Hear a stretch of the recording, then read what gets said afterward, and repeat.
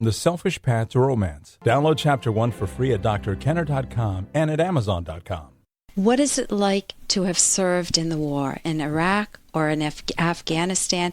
With me today is Jay White, who has worked with a lot of vets from the global war on terrorism, and he's a readjustment counselor, and he's been there and back. Jay, welcome so much to the show. You're from the Hartford Vet Center, aren't you?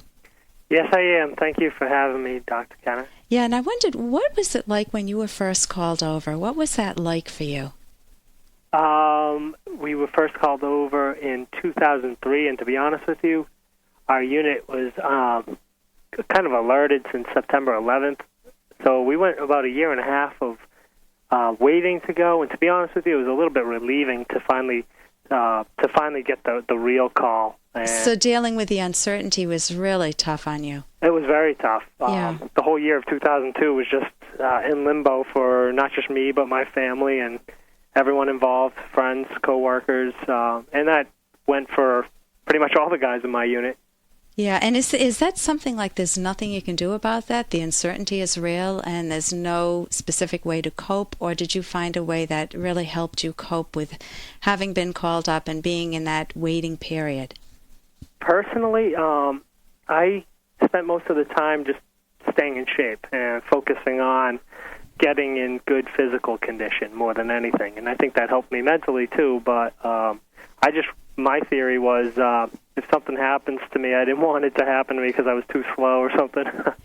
So you were really gearing up for survival.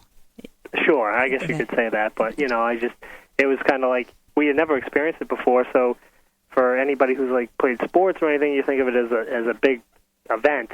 So you need to get in shape for that event, and that's what I did. So during that period. Then once you got the call to go over, how did that affect you? And I'm assuming you're not married? I'm not married yet, actually. I'll probably be married by the end of the summer. Okay. But how did it affect me when I got called? I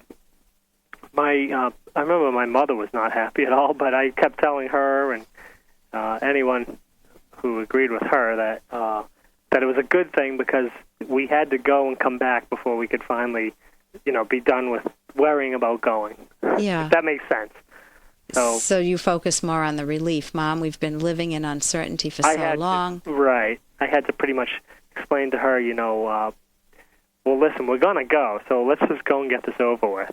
Yeah, and what, as a mother, I'm a mother too, and I know what I would feel like. I would just feel devastated because I would picture him coming back hurt or maybe even not coming back. How do you help people like your mother who are in that position? Well, to be honest with you, you know that what she's thinking is a possibility, and it's not easy. What do you tell someone? So I think the best thing to do is, in any situation, is kind of focus on the positive, and that being, I'm with people I know. In my case, my reserve unit, I'm with my friends. What I'm going to be doing over there, in particular for me, was a good thing. Just keep reiterating, listen, I'm mature, I'll make right decisions, I'll keep in mind the safety of, the mission before we go out, and I won't be doing crazy things, just kind of anything to reassure, a parent or whatever. Are there ways to keep in contact? Were they able to touch base with you during the war? They could, to a degree. It's better than it is. It's better now than it was in OIF 1. They call it. That was the first phase of the Iraq War. Yeah. For me in particular, I didn't have the easiest time contacting home for the first couple of months when the war first started. Yeah. Just based on where I was, and didn't get mail for a month or so, but that was an isolated situation where we were.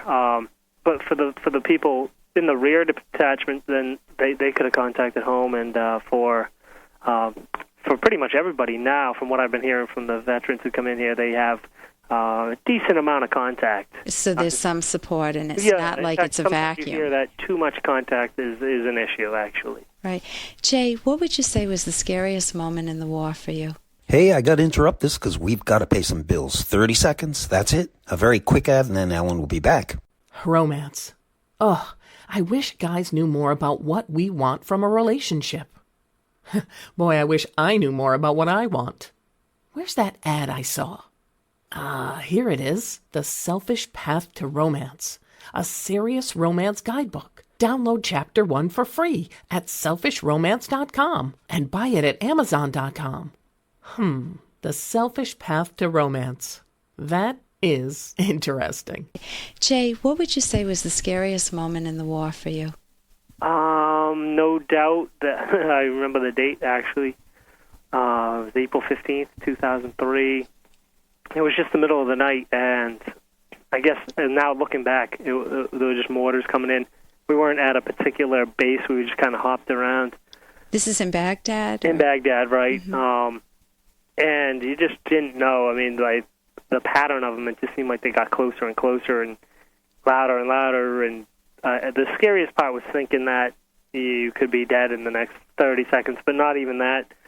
It wasn't as much about afraid of dying as it was as thinking, how is the news going to be handled when it reaches home? You know, that to me was like... So thinking of your family members. Thinking of them and feeling that responsibility that, oh my God, I'm going to cause so much pain and there's nothing I can do about it, you know? Right. Well, that's fascinating. Get me out of this situation. Like, I wish I could snap my fingers and just be at home. Anything at home would be better than this right now. So just for that 2-hour period or whatever it was.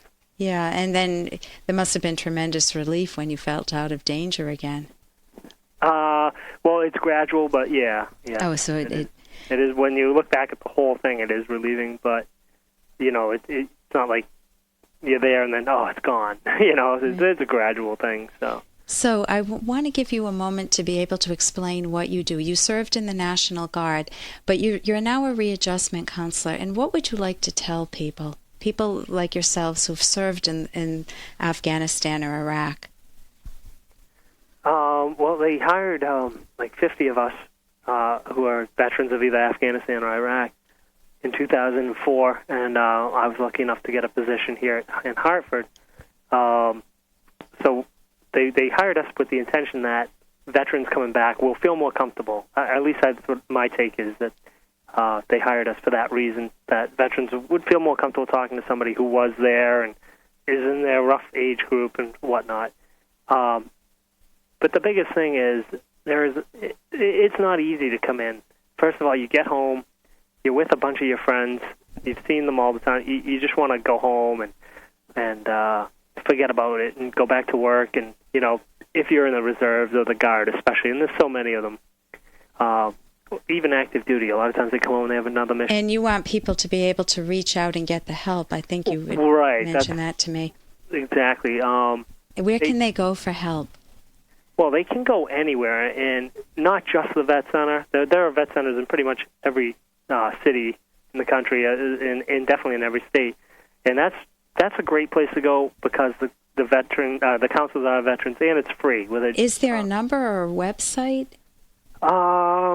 There is, yeah. There's an 800 number that they can call. Okay, we don't have that right now? Yeah. Well, listen, I want to thank you so much for coming on the show today. I'm talking with Jay White, who's from the Department of Veterans Affairs in Hartford, right? Yes. And you're a readjustment counselor. And so if you're a vet coming back or a family member of a vet, correct, Jay? That's right, yeah. You can reach out and get the help, and there's no stigma to it. They're really working on trying to not have this be a stigma issue for the military. Thank you so much for joining us today, Jay. Okay, thank you. You're welcome. For more Dr. Kenner podcast, go to drkenner.com and please listen to this ad. Here's an excerpt from The Selfish Path to Romance, the Serious Romance Guidebook by clinical psychologist Dr. Ellen Kenner and co-author Dr. Edwin Locke, who's world famous for his theories in goal setting. All emotions have causes, including love. Love, whether mistaken, genuine, or in the process of developing, is a response to subconscious estimates we make about the other person. Estimates we can become aware of consciously, by introspection. This gives us a wealth of information that can be used to make good decisions. It is critically important to know what you are responding to when you feel love for someone or have doubts about someone. Does analyzing our emotions take the mystery out of love and thereby ruining it? No, just the opposite. You can download Chapter 1 for free by going to drkenner.com, and you can buy The Selfish Path to Romance at amazon.com.